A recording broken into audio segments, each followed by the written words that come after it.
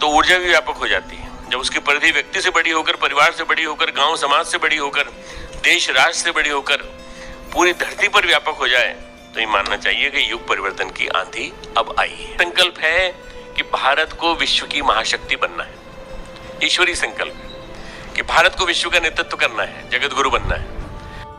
भगवान गीता में कहते हैं, परित्राणाय साधूनां विनाशाय च दुष्कृताम्। मैं चौथे अध्याय का 8वां श्लोक, मैं अपना उद्देश्य घोषित कर रहा हूं, अपने अवतार का कार्य बता रहा हूं, मैं अवतार क्यों लेता हूं। अभ्युत्थानम। जय कल्की, जय जगतपते पद्मापति, जय रमापते, जय जगन्नाथ, हर हर महादेव, जय श्री राम, जय बजरंगबली, जय। तो जय श्री नारायण दोस्तों, तो आपने जिन्हें अभी शुरू में सुना वो गायत्री परिवार से जुड़े हैं। आपको पता है गायत्री परिवार भी एक बड़ी संस्था है। तो ये लोग भी उन लोगों में आते हैं, कुछ चंद लोगों में, जो मानते हैं कि अभी का जो समय है या फिर जो समय आने वाला है, मतलब सबका आंकड़ा कहीं ना कहीं जो सतयुग की स्थापना का है वो 2030 या फिर 2040 तक का है। जो भी एवरेज मानते हैं कि लाखों साल एक मिथ्या है, तो ये भी उन्हीं में शामिल है। और ये भी मानते हैं कि भगवान बहुत जल्द अवतार लेने वाले हैं या फिर ले चुके हैं, बहुत जल्द प्रकट होने वाले हैं। इसके अलावा युग परिवर्तन के आंधी अब आने वाली है। तो आप लोग सुनिए क्या कह रहे हैं, फिर बात करते हैं। सामान्यतः 4 युग माने जाते हैं, कालखंड माना जाता है। सतयुग, त्रेता युग, द्वापर युग और कलयुग। ऐसा कहते हैं कलयुग चल रहा है। इन कालखंडों में सृष्टि के क्रम को बांटा गया है। सृष्टि के परिवर्तन, बड़े महत्वपूर्ण परिवर्तन इन काल चक्रों के बीच में होते हैं, कालखंडों में होते हैं। सब कुछ बदल जाता है। भगवान गीता में कहते हैं, परित्राणाय साधूनां विनाशाय च दुष्कृताम्। मैं चौथे अध्याय का 8वां श्लोक, मैं अपना उद्देश्य घोषित कर रहा हूं, अपने अवतार का कार्य बता रहा हूं, मैं अवतार क्यों लेता हूं। अभ्युत्थानम धर्मस्य तदात्मानं सृजाम्यहम्। मैं उसी के लिए सृजन करता हूं और मैं अपने आप को प्रकट करता हूं और प्रकट करके योग माया को अपने अधीन करके मैं अवतरित होता हूं। तब मेरा अवतार होता है। और कहते हैं संभवामि युगे युगे, ऐसा जब जब होगा तब तब मैं आऊंगा। संभवामि युगे युगे, ऐसा हर युग में होता है। वैज्ञानिक कहते हैं मनुष्य शरीर की रक्त कोशिकाएं, हमारे जीवन की कोशिकाएं 12 वर्षों में आमूलचूल बदल जाती हैं। आप जो भी हैं आज, आपके सेल्स ये 12 वर्षों में सारे बदल जाएंगे। स्किन के भी, हार्ट के भी, ब्लड के भी, अंदर के भी जो इंटरनल टिश्यूज हैं उनके सेल्स भी बदल जाएंगे।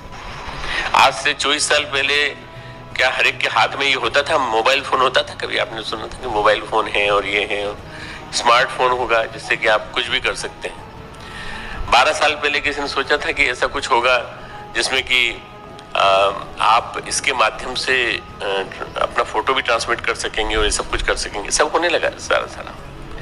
तो परम पूज्य गुरुदेव कहते हैं कि जब युग बदल जाता है तो लगता है पहले ऐसा हुआ करता था, परंतु अब तो ऐसा है, हो गया। युग निर्माण कैसे होगा जब तक हम इन लोगों के चिंतन में छाई हुई चीजों को नहीं बदलेंगे। बदलाव आ रहा है, परंतु बदलाव धीरे धीरे आ रहा है।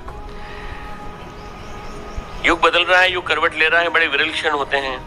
मुगलों का शासन था, राजपूतों का शासन था, एक स्वाधीनता की आंधी आई, सब बदल गया, प्रजातंत्र लोकतंत्र आ गया। क्या सब कुछ अपने आप घटित हो जाता है? अपने आप नहीं होता है। हर संसार में हर कार्य के पीछे कोई कारण होता है।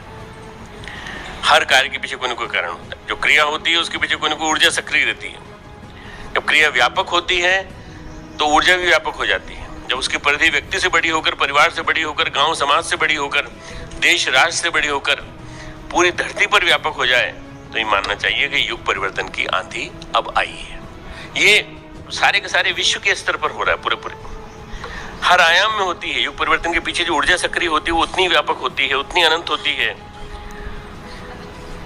उतनी विस्तारपूर्ण होती है, जिसका नाम है ईश्वरीय संकल्प।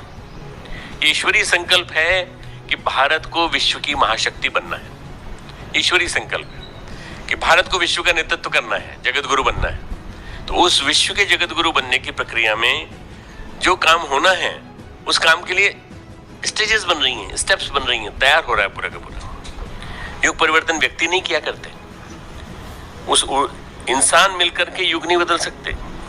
एक चेतना चलती है, एक प्रवाह उमड़ता है। गुरुदेव ने कहा एक आंधी आती है, एक तूफान उठता है, और जो व्यक्ति उसके माध्यम बनते चले जाते हैं, युग परिवर्तन के महान ब्रह्म मुहूर्त को, महान क्षण को श्री अरविंद ने नाम दिया है देव मुहूर्त, संसार से तर जाते हैं।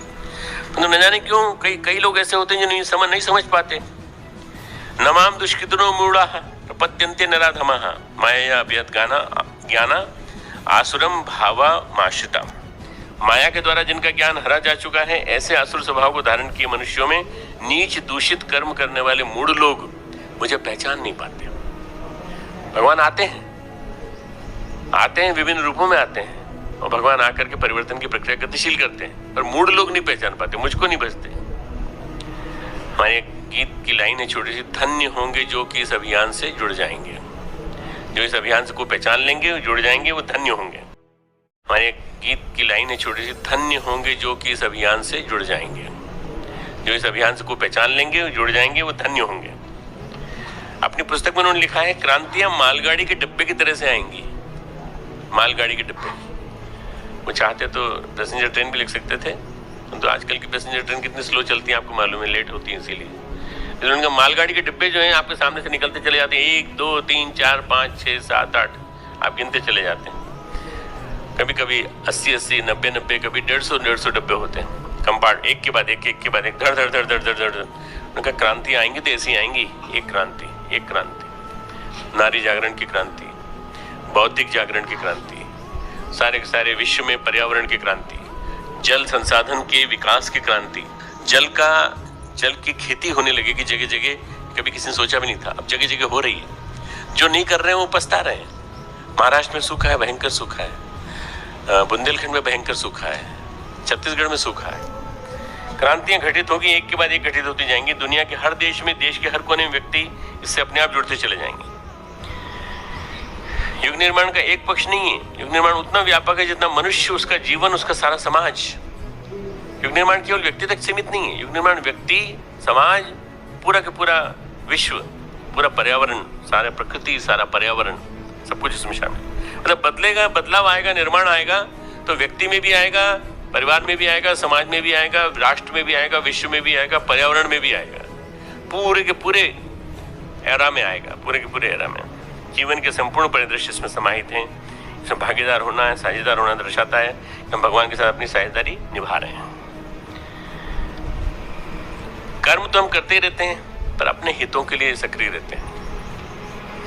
अपने लिए बहुत कुछ किया हमने, करते हैं, भविष्य में करेंगे, परंतु कभी कभी ऐसा समय आता है जिसमें हमारा स्वार्थ न हो, हमारा अहंकार न हो, हमारे हित न हो, ऐसा कर्म करने का अवसर केवल युग निर्माण में है। बस युग निर्माण में जो कर्म किए जाएंगे, चाहे गंगा की सफाई हो, चाहे मंदिरों की सफाई हो, चाहे वो समता का स्वरूप बनाना हो, सबको एक साथ सामूहिक भोजन कराना हो, चाहे भूखे को भोजन कराना हो, ये सारे के सारे काम जितने भी हैं, ये सारे के सारे, चाहे गंगा विरल अभियान हो हमारा, नदियों की सफाई हो, पहाड़ों में वृक्षारोपण हो, जमीन पे वृक्षारोपण हो, पहाड़ियाँ हरी भरी की जाएं, ये सारा काम युग निर्माण है।